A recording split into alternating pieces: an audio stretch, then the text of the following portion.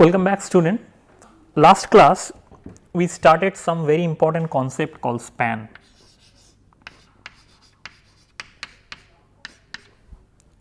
And the span is related to something called linear combination. So, suppose alpha 1, alpha 2, alpha n, these are the set of vectors belongs to some vector space V, then C1 alpha 1 plus C2 alpha 2 plus C3 alpha 3 so on plus Cn alpha n is equal, this quantity is called the linear combination of whatever the vector is given to you, and C1, C2, C3 essentially the scalar quantity.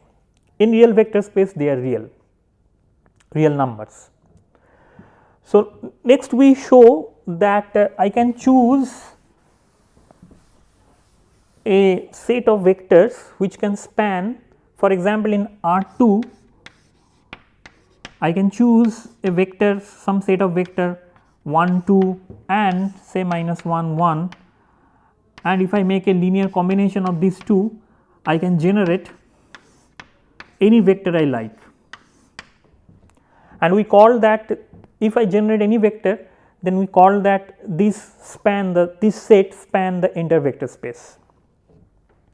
Also we show that there is a choice, that if I choose these things the life will be more easier, because in that case I do not need to write what should be the value of C1 C2 in terms of xy. Readily we can find that C1 is x1, C2 is xy. So, the things will be much simpler, and we call this is a natural choice, and we call this a natural basis. But this basis things is still we do not know and we need to understand. Before that we need to understand another important thing which I mentioned last day, which is linearly dependent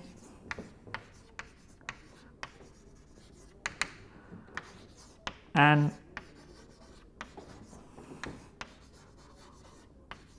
independent vectors. Linearly dependent and independent vectors. So, linearly dependent and independent vector I have already mentioned last class. So, if by definition, if we have a linear combination C1 alpha 1 plus C2 alpha 2 plus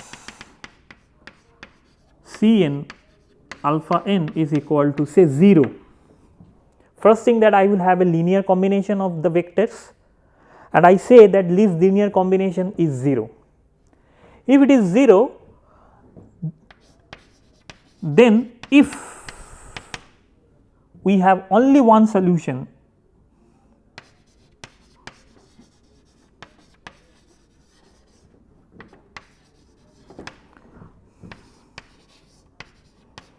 that is C1 is equal to C2 is Cn is equal to 0, then we call this set of vector alpha 1, alpha 2, alpha n is linearly independent vector. So, the condition is what? I have a linear combination of the vectors alpha 1, alpha 2, I choose some alpha 1, alpha 2, alpha 3, alpha n from a vector space V, say alpha I belongs to the vector space V, and then I say that I make a linear combination over that. All possible linear combination I say this is a span, but I am making a special linear combination of these two vectors so that my right hand side is 0. If this linear combination gives me the only solution, it is possible if and only if all C1s are 0, then essentially we call this set of vectors as linearly independent set of vectors.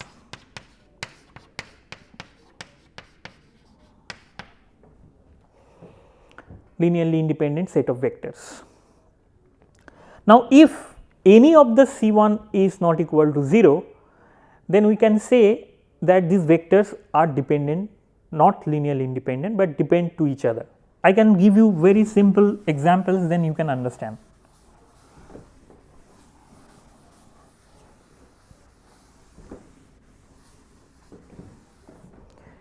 In R2,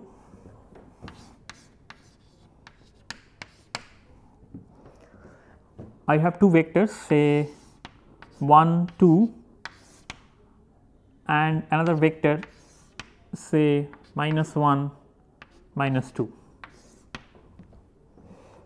These two are distinct vectors. Is this linearly independent or dependent? So, C1, 1, 2, make a linear combination, C2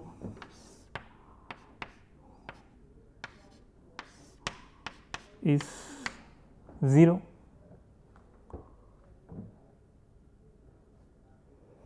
Now, if I do that, then I will have one relationship C1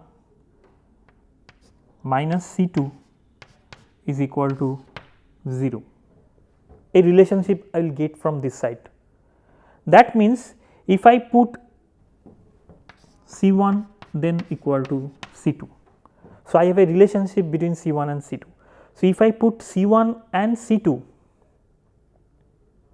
if I put C1 and C2 both 1 or both 2 or both any value, then I will have this equation valid for non-zero C1 and C2.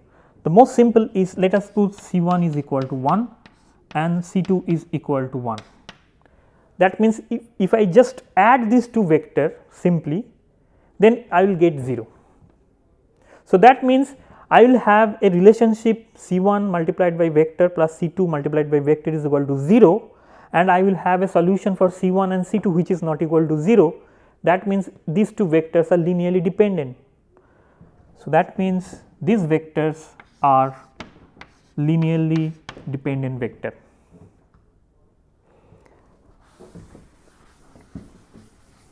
What about these two vectors? I just change this vector, for example, I just change this vector 1, 2 and say -1, 2, these two. These two are linearly dependent. C1 1, 2 plus C2 -1, 2 is equal to 0, 0. This is my equation. 0 means at right hand side when I write single 0, that essentially means this is 0, because left hand side is a vector quantity. The right hand side when I write the vector, basically I am writing the null vector. So, I should write the null vector in component form, which is 0, 0. So, now we will have one equation C1 minus C2 is 0, another equation C1 plus C2 is 0. 2 C1 is equal to 0. So, C1 plus C2 is equal to 0. Now, if I solve that, then readily I will find that C1 is equal to C2 is equal to 0. The only solution here I find C1 is equal to C2 is equal to 0. So, that means these two set of vectors are linearly independent, they are not depend to each other. That means, this vector cannot be written in terms of this vector. Let us go to in R2 also. So, what is the meaning of that? In 2D, if I write this vector and this vector, draw two vector, say this is my alpha and this is my beta. Is it possible to write alpha and beta, or alpha in terms of beta, or beta in terms of alpha? The answer is no. If these two vector in 2D is forming in this way, then there is no way to write a vector alpha in terms of beta or beta in terms of alpha. That means, there is no linear combination between alpha and beta in such that I can write the equation. For example, if let us try to do that, and then things will be clear. So, maybe I can write another, I can make a perpendicular vector of alpha, which is I write alpha perpendicular. Alpha vector and alpha perpendicular vector, these two vectors are always linearly independent. I never able to write this vector in terms of this vector. So, they are naturally, so I will write A1 alpha plus A2 alpha perpendicular is equal to 0 when A1 is equal to 0 and A2 is equal to 0. My goal here is to find out whether these two vectors are linearly independent or not. So, let me write an equation assuming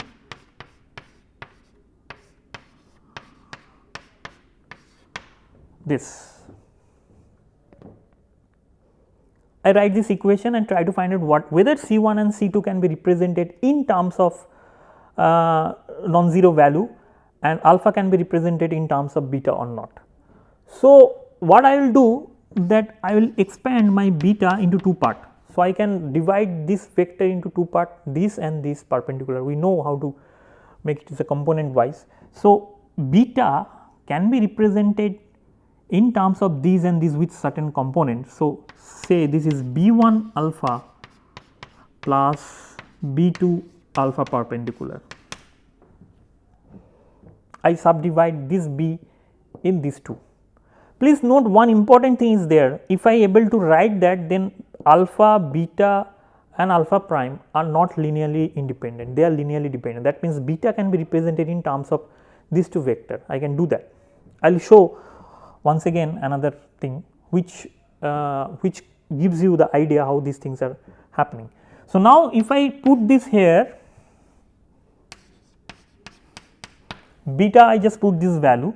So, C2 multiplied by beta 1 alpha plus beta 2 alpha perpendicular is equal to 0. I will have one equation in my hand. So, now if I write C1 plus C2 B1 alpha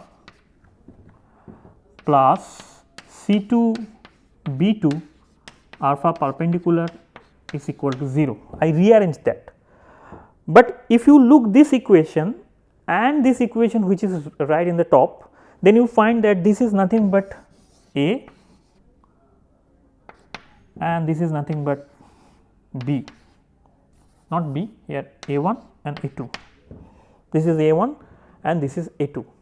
But my condition suggests that A2 is equal to 0 and A1 is equal to 0, they has to be 0. That means, this has to be 0, this has to be 0. This has to be 0 means I will have C2 multiplied by B2 is equal to 0. From here we can suggest, we can have that my C2 has to be 0. Why?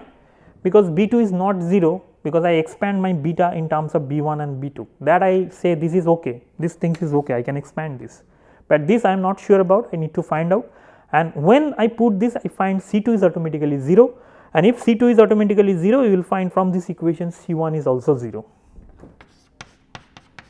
So, that means in 2D I will have these two vectors, these two vectors is always linearly independent to each other. But if I put a third vector, then it is always possible to write this vector in terms to other two vectors and so on. So, that means one important thing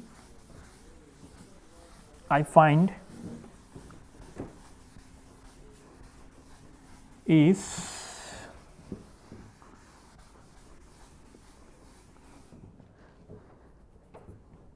so in R3 for example, in R2 I find two vectors which are linearly independent. In R3 this is my dimension x, y and z, this is my coordinate system. If I draw any other vector r, I can write r in terms of other three vectors. So, I can write r in C1 say Ex is a unit vector along this, plus C2 Ey is a unit vector along this, and C3 Ez along vector this, or in any arbitrary vector I can write. So, that means if I want to write 4 vector in 3D, the 4th vector can be represented in terms of other 3 vectors.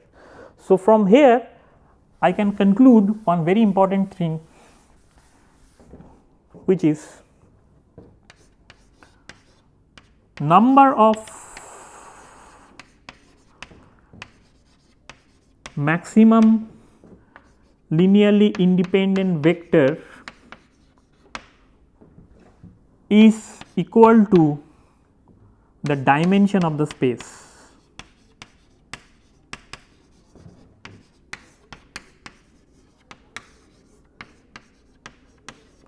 Dimension of the space means essentially dimension of the vector space. So, number of maximum linearly independent vector, if I have 2 maximum linearly independent vector, then I will have, this is for 2 maximum linearly independent vector, I can say the dimension of the space is 2. For 3 maximum linearly independent vector, dimension is 3. On the other hand, if we in other way, if I say that if my space is 2D, then I will have maximum 2 linearly independent vector. If my space is 3, then I will have 3 maximum independent vector, and so on. So, let us once again show that by geometry how these things are happening. So, this is 1D,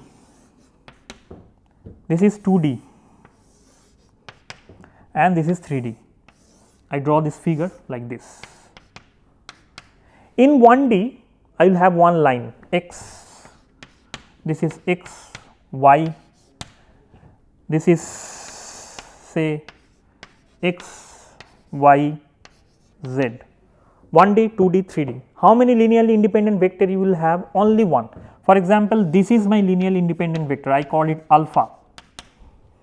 If I draw another vector, let me take another chalk, say this is my another vector, I called it beta. I can always write beta in terms of submultiplication into alpha. That means beta can be represented in terms of alpha. So, how many number of linearly independent vector in 1D? 1, which is alpha, or any other. In 2D, I have one vector here alpha, I have another vector here beta. If I have another vector gamma, then gamma can always be represented in terms of alpha and beta with some coefficient. Gamma, alpha, beta can be represented in this particular form. So, this particular form is nothing but, if I write clearly, this particular form is nothing but this form, where phi, okay, let me write it, 1 into gamma minus a alpha minus b beta is equal to 0. C1 vector minus plus C2 vector plus C3 vector is equal to 0, C1, C2, C3 is not equal to 0, here 1 is not equal to 0, a b is not equal to 0. That means I will have a equation like this,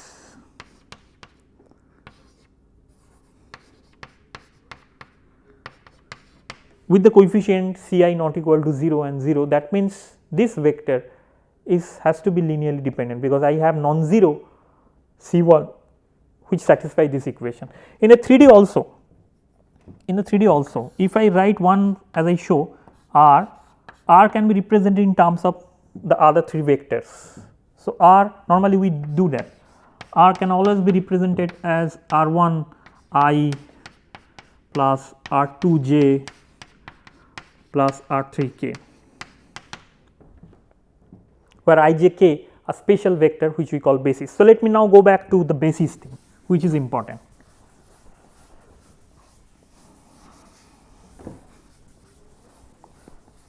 So, now we are in a position to define something called basis. Which is basis? So, first I know that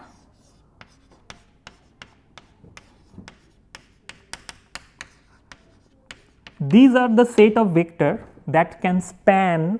First thing is that this belongs to some set S. So, now I am saying that span of this set S is equal to the entire, if it is a n number of vectors. So, I will say the span of S gives me the entire vector space, element of entire vector space in Rn. This is the first quantity. Alpha 1, alpha 2, alpha 3, alpha 4, alpha n are the few vectors that is taken. This is the elements of vector space in Rn, and this is taken from that, and I make a span over that. And when I make a linear combination of these things, span is essentially the linear combination, I can generate any vector possible. So, this is the first quantity, first criteria. Second thing is that if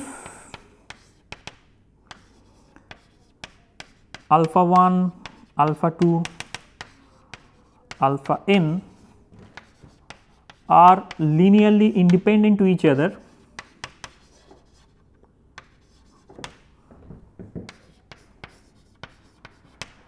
if these two criteria is satisfied, then alpha I, this set is called the basis. That means any vector can be represented in terms of alpha I in R3. So, they has to be linearly independent, which is a prime criteria that we have already shown that in the previous class, and they should span entire space.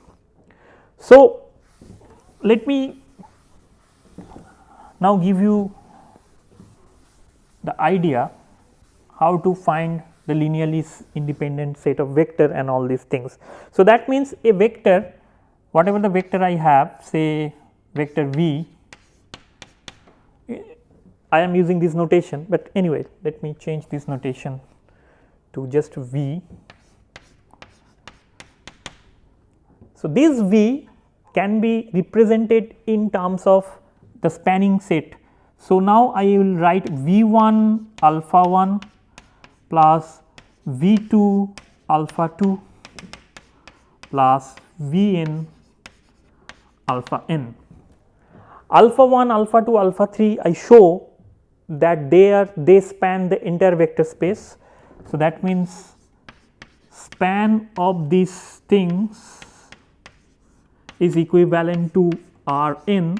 Any vector can be represented, for example, in terms of this, and they are also linearly independent. So, another condition is that summation of Ci alpha I is 1 to n is equal to 0 if and only if Ci's are 0. These two conditions they follow. If they follow, then any vector can be represented in terms of this, and we call this as basis.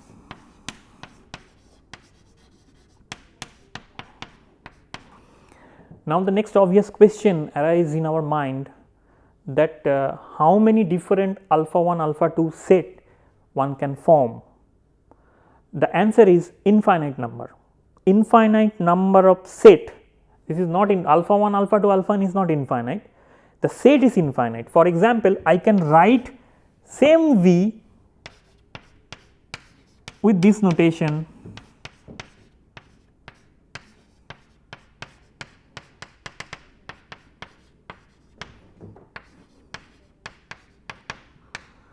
my coefficient is going to change, but I can form another set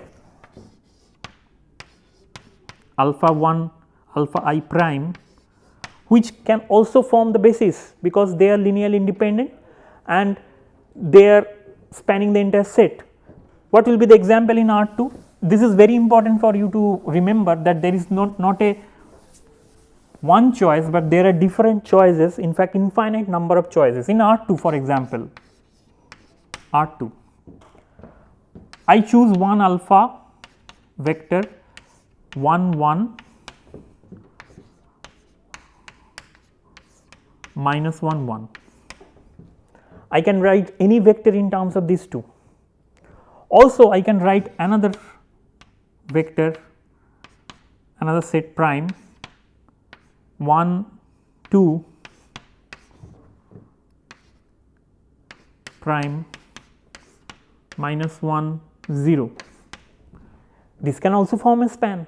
So, you can write infinite number of vectors which are linearly independent and they can form the span, and one vector can be represented. For example, this is my 2D vectorially, and if I write one vector like this alpha 1, another vector like this alpha 2, this alpha 1 and alpha 2, they are linearly independent and they can span the entire vector space, but I can choose another prime also, another set, this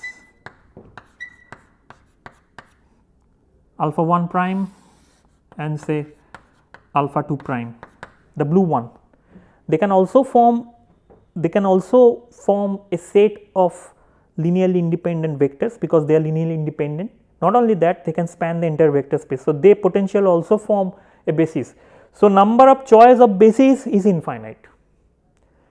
The number of choice of basis is infinite. I can choose the set containing alpha 1 and alpha 2, alpha prime and alpha 2 and so on. The number is infinite. But what is the natural choice? What is the natural choice? The natural choice that I already mentioned is this E1 vector, which is 1 0, and E2 vector which is 0 1.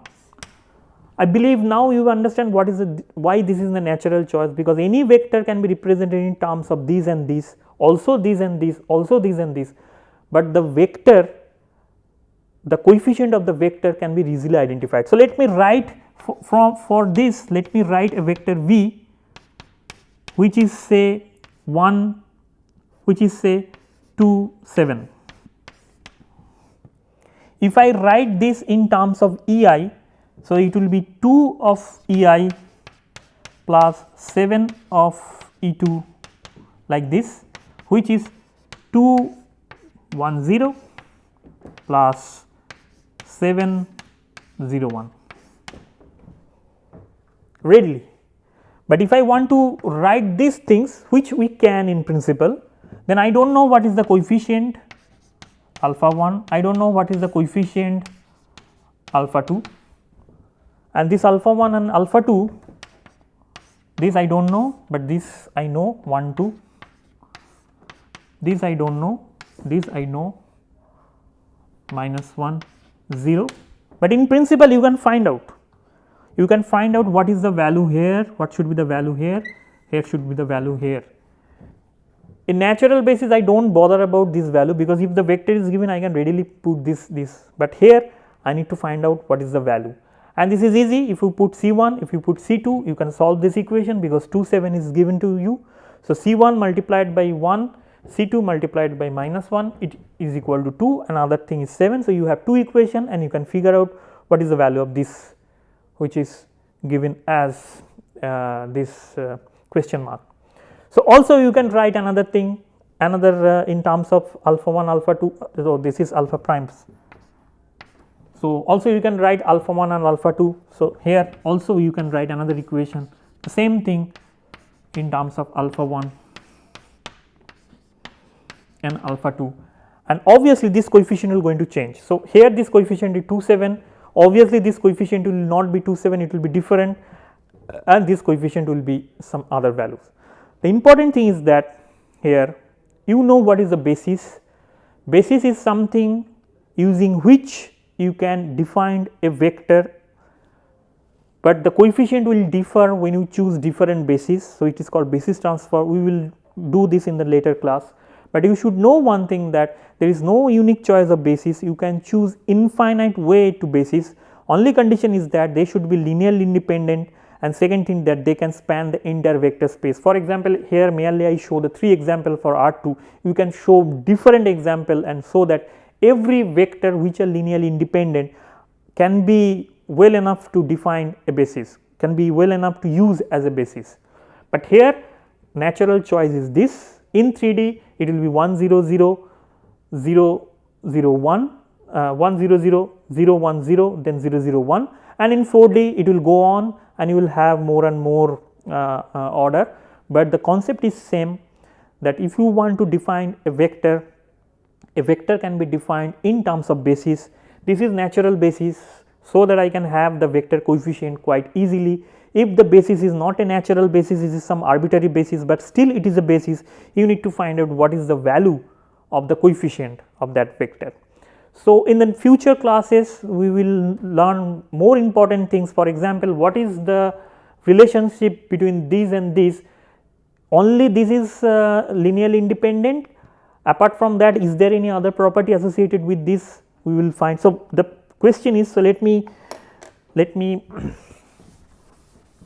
before concluding this class, let me quickly show you one very important thing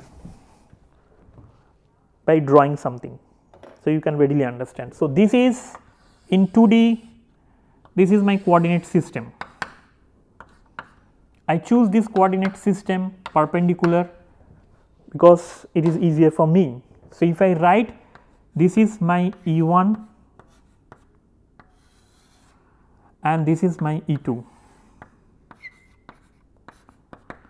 this is my E1 and this is my E2, but I can have other bases also, as I mentioned, these and these. This is my alpha 1, this is my alpha 2, for example. Now, E1 and E2, there is a spatial relationship between E1 and E2, and the spatial relation is nothing but they are perpendicular to each other, they are orthogonal to each other, but for alpha 1 and alpha 2 they are not orthogonal to each other.